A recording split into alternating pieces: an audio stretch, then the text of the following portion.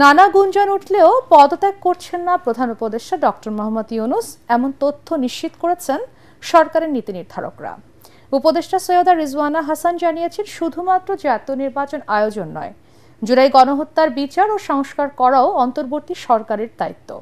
কিন্তু নানা প্রতিবন্ধকতায় তারা কাজ করতে পারছেন না বলে জানান তিনি। দায়িত্ব পালন করতে না পারলে পরবর্তী করণীয় ঠিক করবে সরকার। বিস্তারিত জানাচ্ছেন একরামুল হক সায়েম। বেশ কিছুদিন ধরেই নানামুখী আন্দোলনে স্থবির হয়ে পড়ে রাজধানী ঢাকা। এতে ভোগান্তি আর অস্বস্তিতে পড়েন নাগরিকরা।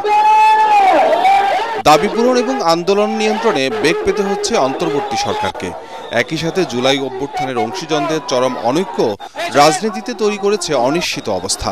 সরকারকে আগামী 24 ঘন্টা থেকে 48 ঘন্টা পর্যবেক্ষণ করা হবে। দুজন ছাত্র উপদেষ্টার পদত্যাগ চেয়ে বিএনপির দাবির বিপরীতে অন্য 3 উপদেষ্টার অব্যাহতি চেয়েছে এনসিপি। কর্মসূচি নিয়ে তাদেরকে পদত্যাগ করাতে বাধ্য হবে। এমন পরিস্থিতিতে প্রধান উপদেষ্টা ডক্টর মোহাম্মদ ইউনূস পদত্যাগ করছেন গুঞ্জন উঠে চারদিকে। তবে দেশের জন্য ডক্টর ইউনূসের প্রয়োজন আছে উল্লেখ করে তিনি পদত্যাগ করছেন না বলে সামাজিক যোগাযোগ মাধ্যমে জানান সরকারের নীতি নির্ধারকদের কেউ কেউ। শুক্রবার এক অনুষ্ঠানে চলমান পরিস্থিতিতে সরকারের অবস্থান তুলে ধরেন উপদেষ্টা সৈয়দা রিজওয়ানা হাসান। আমাদের 3টা মোটা দাগের দায়িত্ব এবং 3টাই কঠিন দায়িত্ব। একটা দায়িত্ব হচ্ছে সংস্কার, একটা দায়িত্ব হচ্ছে বিচার, একটা দায়িত্ব হচ্ছে ইলেকশন। শুধুমাত্র ইলেকশন করবার জন্য তো আমরা দায়িত্বটা নিইনি, যেটা আরো 2টা দায়িত্ব আছে, আমরা সেগুলো আসলে পালন করতে পারছি কিনা। কারণ আমরা দায়িত্ব নেওয়ার পর থেকে যার যত রকম দাবি আছে সব দাবি নিয়ে তারা রাস্তায় বসে যাচ্ছে, রাস্তা আটকে দিচ্ছে, একদম ঢাকা শহর অচল হয়ে পড়ছে। সেই অচল অবস্থা নিরসনে আমরা কিছু করতে পারছি কিনা। তো এগুলো আলোচনা করে যেটা আমরা চিন্তা করলাম যে আমাদের এই দায়িত্বটা কিন্তু জাতীয় দায়িত্ব, এবং আমরা তো আগে থেকেই বলছি যে আমরা ক্ষমতা নেইনি, দায়িত্বে আছি। এই দায়িত্বটা পালন করা তখনই আমাদের পক্ষে সম্ভব হবে যখন আমরা সকলের সহযোগিতা পাবো। প্রত্যাশার বিষয়টা এক, আর দায়িত্বটা আসলে পালন করতে পারার বিষয়টা এক। প্রত্যাশা অনেকই থাকতে পারে, কিন্তু আমার তো একটা এনাবলিং এনভায়রনমেন্ট থাকতে হবে এই প্রত্যাশাটা পূরণ করার জন্য। তো আমরা চিন্তা করেছি যে আসলে আমরা পারছি কিনা। এই যে প্রতিবন্ধকতাগুলো হচ্ছে আমাদের এই বড় দাগের 3টা দায়িত্ব পালন করার জন্য, এই প্রতিবন্ধকতাগুলোকে আমরা কিভাবে মোকাবেলা করব, আদৌ মোকাবেলা করতে পারবো কিনা, যদি মোকাবেলা করতে পারি কিভাবে করব, যদি মোকাবেলা করতে না পারি তাহলে আমাদের কি করণীয় হবে, আমরা সকলে মিলে এটা চিন্তা করছি। তিনি মনে করেন, জাতীয় নির্বাচনের সময়সীমা নিয়ে প্রধান উপদেষ্টার সুস্পষ্ট বক্তব্যের পর এ নিয়ে ভিন্ন কিছু ভাবার সুযোগ নেই। ডিসেম্বর থেকে জুনের মধ্যে নির্বাচন হবে, তার একদিনও এদিক সেদিক হওয়ার কোনো সুযোগ আমাদের পক্ষ থেকে নেই। কাজে এগুলো নিয়ে অন্য ধরনের কোনো কথা বলার কোনো সুযোগ হওয়া উচিত ছিল না, কারণ বারবারই বলা হচ্ছে যে একটা সময়সীমা দিয়ে দেওয়া হয়েছে। এখন কিছু কিছু গুরু দায়িত্ব তো আছে, সেগুলো পালনের সাথেও তো মাসের একটা সম্পর্ক থাকতে পারে। ঢাকা বিশ্ববিদ্যালয়ের সিনেট ভবনে প্রাণীবিদ্যা বিভাগের জাতীয় সম্মেলন শেষে সাংবাদিকদের সাথে কথা বলেন বন ও পরিবেশ উপদেষ্টা সৈয়দা রিজওয়ানা হাসান। ইকরামুল হক সায়েম, এটিএন বাংলা, ঢাকা। ওয়ালটন আবারও মিলিয়নিয়ার অফারে ওয়ালটন ফ্রিজ কিনে আপনিও হয়ে যেতে পারেন মিলিয়নিয়ার। বিভাজন নয়, জাতীয় স্বার্থে ফ্যাসিবাদ বিপ্লবের রাজনৈতিক দলগুলো এবং এক থাকবে বলে বিশ্বাস বিএনপি এবং এনসিপির। দেশের প্রয়োজনে প্রতিটি দল ও রাজনীতিবিদকে আরও দায়িত্বশীল আচরণের তাগিদ দিয়েছেন দল দুটির নেতারা। বিএনপি চেয়ারপারসনের উপদেষ্টা সৈয়দ মোয়াজ্জেম হোসেন আলাল এবং এনসিপির যুগ্ম সদস্য সচিব সাইফ মোস্তাফিজ মনে করেন, সর্বদলীয় বৈঠক এবং জরুরি সংস্কারের পাশাপাশি নির্বাচনের দিনক্ষণ স্পষ্ট করলে পরিস্থিতির উন্নতি হবে। আদ্দিন সজীবের রিপোর্ট। দেশের চলমান রাজনৈতিক অস্থিরতায় নতুন করে দুশ্চিন্তায় সাধারণ মানুষ।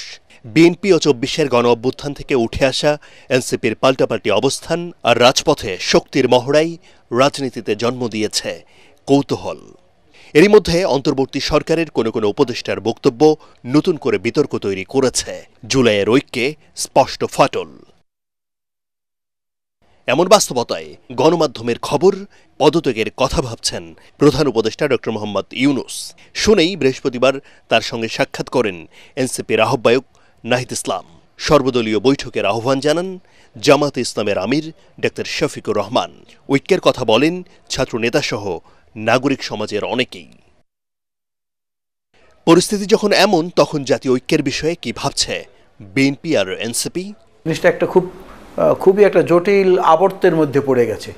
এই জটিল আবর্ত থেকে তুলে আনতে হলে তো আমাদের সবাইকে কিছু কিছু বিষয় বাদ দিয়ে জাতীয় বিষয়টাকে অগ্রাধিকার দিয়ে একটা মতকে পৌঁছতে হবে। সেই একমত আবার শতভাগ হবে না, বৃহত্তর অংশ যেদিকে একমত হবে সেটাকে গ্রহণযোগ্য করতে হবে। জুলাই ঘোষণাপত্র, চুপ্পু ইস্যু, আওয়ামী লীগ ইস্যু, এগুলোই কিন্তু আমি রাজনৈতিক দলের সেই সাপোর্ট বা তাদের জায়গায় যে একটা শক্ত অবস্থান নেয়া, সেটা কিন্তু আমরা পাইনি। আমরা কোনো বিভাজনের রাজনীতি কখনোই করতে চাইনি। বর্তমানে যতগুলো রাজনৈতিক দল আছে প্রত্যেকটির সাথে একটা সুসম্পর্ক নিয়ে আমাদের আগানোর চিন্তা। দল দুটির নেতারা মনে করেন জাতীয় নির্বাচন সহ স্পর্শকাতর বিষয়ে রাজনৈতিক দলগুলোর সঙ্গে আলোচনা করে সিদ্ধান্ত নেওয়া উচিত সরকারের।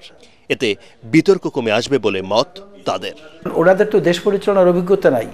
অভিজ্ঞতা যাদের আছে তাদের সঙ্গে নিয়মিত পরামর্শ করে যদি স্পর্শকাতর বিষয়গুলোকে সিদ্ধান্ত নেয় তাহলে এরকম পরিস্থিতি কিন্তু পুনরাবৃত্তি হবে না। বিএনপির মতো বড় রাজনৈতিক দল প্রত্যেকটা দলকে নিয়ে মৌলিক সংস্কার, আওয়ামী লীগের বিচার, যেটা আসলে জুলাই অভ্যুত্থানের আকাঙ্ক্ষা, সেগুলো পূরণ করে একটি নির্বাচনের দিকে যাবে।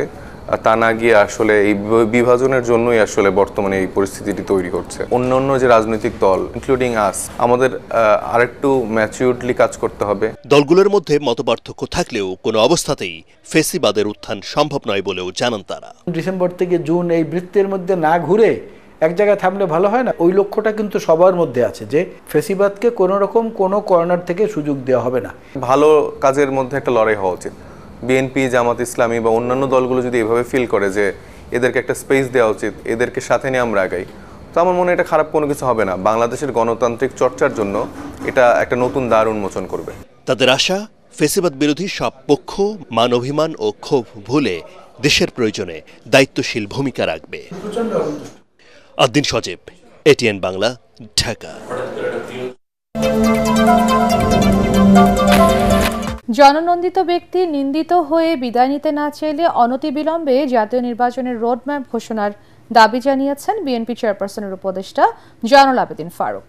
জাতীয় প্রেসক্লাবে এক প্রতিবাদ সমাবেশে দলটির নেতারা বলেন, এমন সংস্কারের প্রয়োজন নেই যার আড়ালে ষড়যন্ত্রকারীরা নির্বাচন বিলম্ব করে দেশকে আরও অস্থির করে তুলবে।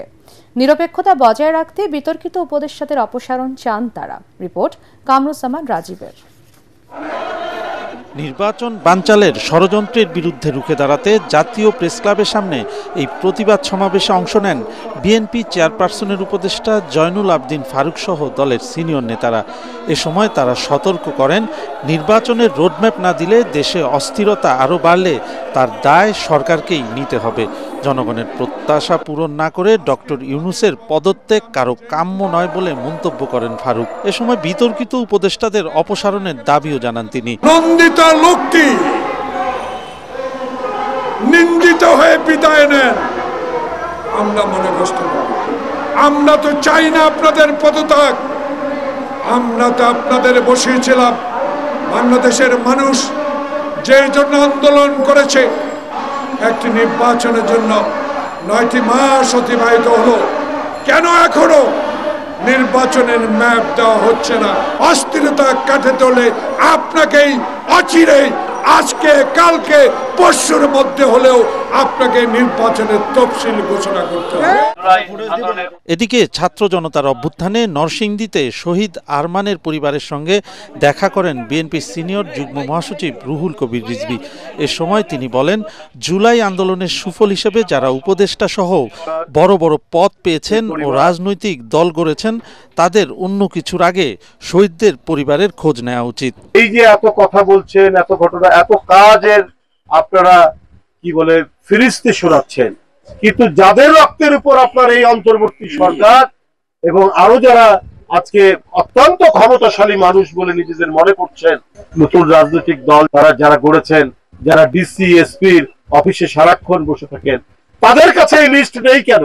কেন আরমান মোল্লার ছেলে আজকে এতিমখানায় থাকবে? বিএনপি যদি ক্ষমতায় আসে, প্রতিটি শহীদ এবং যারা আহত হয়েছেন তাদের প্রত্যেকেরই চিকিৎসার খরচ এবং যে পরিবারে যারা শহীদ হয়েছেন সেই পরিবারের দায়িত্ব রাষ্ট্র বহন করবে। বিএনপির ভারপ্রাপ্ত চেয়ারম্যান তারেক রহমানের নির্দেশনায় শহীদ আরমান মোল্লার পরিবারকে আর্থিক সহায়তার পাশাপাশি তার সন্তানদের লেখাপড়ার সব দায়িত্ব নিয়েছে আমরা বিএনপি পরিবার।